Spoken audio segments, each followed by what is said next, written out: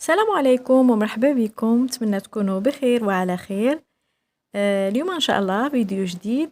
غادي نصاوبوا حلوى ديال الكراميل بثلاثه ديال المكونات فقط، بحال اللي كنشريو من برا تماما واحسن لان وجدناها في الدار.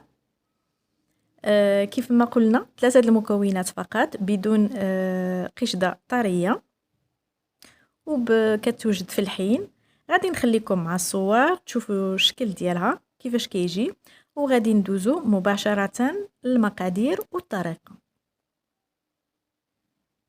اذا في مقلاة وعلى النار غادي ناخذ واحد الكاس ديال السكر حبيبات. غادي ننزلوا النار يعني تكون ناقصه بزاف بواحد ملعقه خشبيه. غنبداو نحركو حتى كيولي على هذا الشكل، يعني كيذوب تماما، ما ضفنا له لا ما لا حتى شي حاجه. غادي المكون الثاني هو الفلون كراميل.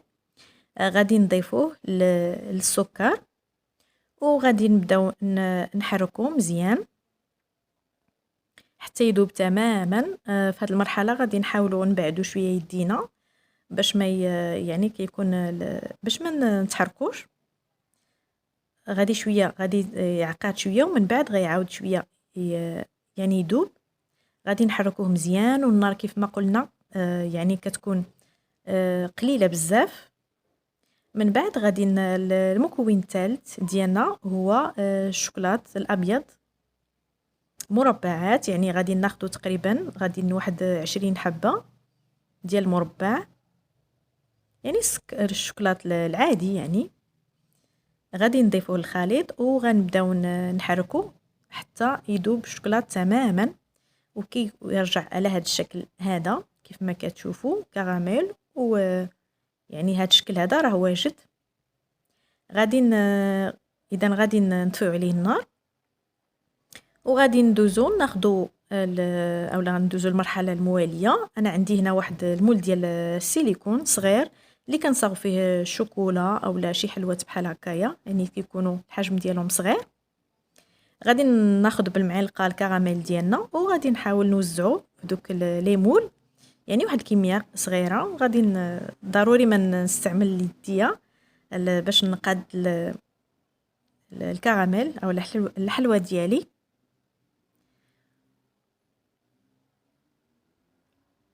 بالنسبه اللي ما عندوش المول ديال السيليكون يمكن له ياخذ واحد الورق ديال المطبخ ويوضع فيه، يعني يوضع فيه الكراميل يقادو مزيان بالموس ويحاول يقطعو مربعات اولا على الشكل اللي بغاه هو ويخليه يبرد تماما. كيكون نفس يعني نفس المذاق يلا الشكل ديالو اللي مغاير.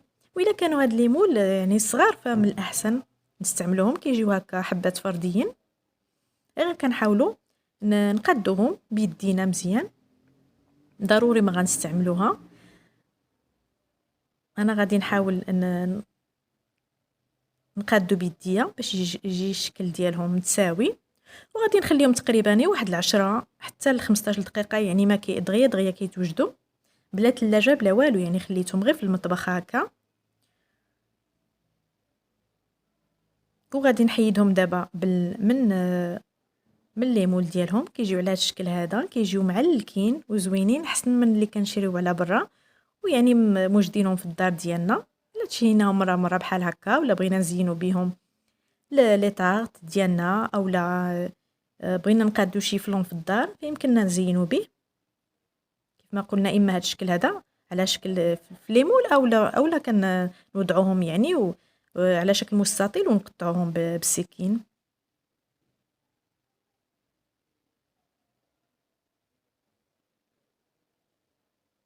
صدقوني كيجيو زوينين بزاف وبلا يعني بلا اي نوعيه من الكريمه، فقط ثلاثه المكونات كيف ما شفتوا: سكر حبيبات يعني سنيده، الشوكولاته الابيض و فلون كراميل.